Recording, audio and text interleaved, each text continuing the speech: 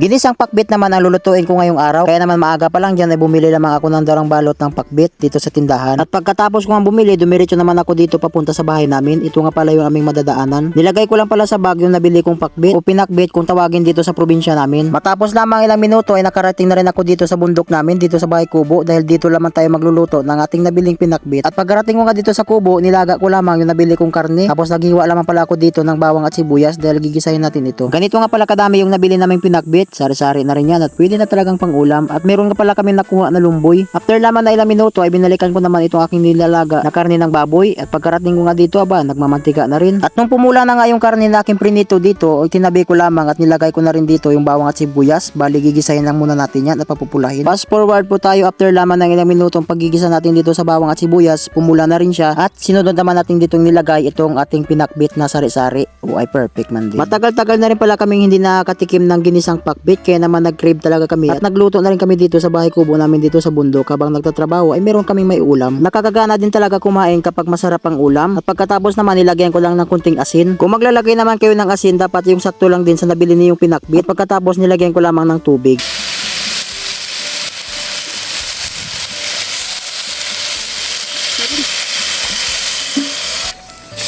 Maula ko.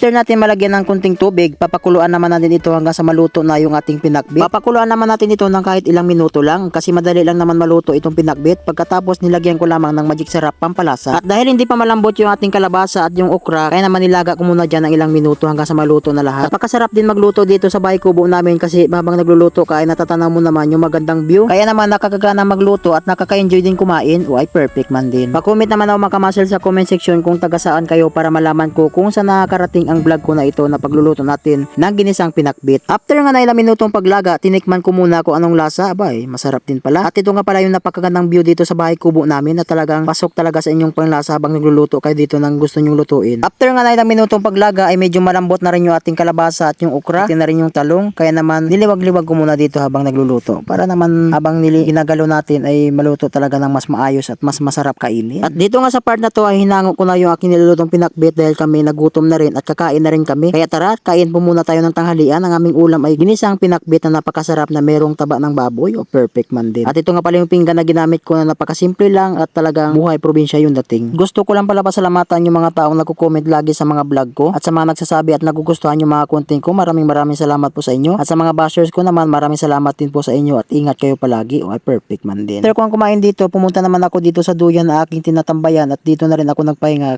Kaya naman hanggang dito na lang ulit yung ating gagawing vlog. Maraming salamat sa inyong panonood. Bye bye and peace out. Ingat pala. Shoutout po kay Divine Bihaan Vilches from Las Piñas City. Ayan, shoutout ko po ulit.